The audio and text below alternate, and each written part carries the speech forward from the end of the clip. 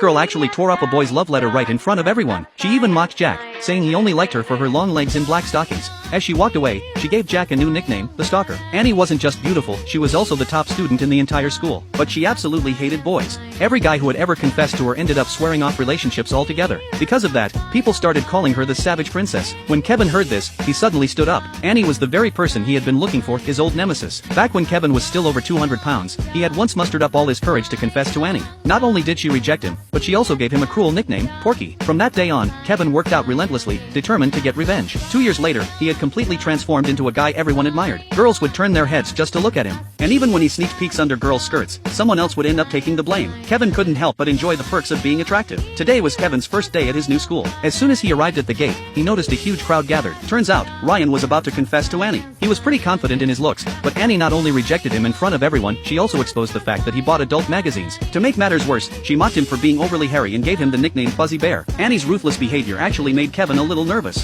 He told himself he'd need to be extra careful with his revenge plan. But before long, Annie unexpectedly approached Kevin. She grabbed his tie and demanded to know whether he was the one who sent her a love letter, because in her mind, only a good-looking guy would do something like that. Just then, Jack slowly raised his hand. He admitted the letter was from him, and Annie, once again, ripped it to shreds right in front of everyone.